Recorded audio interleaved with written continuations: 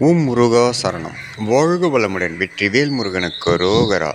இன்றைய நாள் இனிய நாளாக அமைய எல்லாம் வல்லப்பன் முருகனின் அருள் மங்களகரமாக மகாலட்சுமி கடாட்சத்துடன் கிடைக்கப் பெறுக.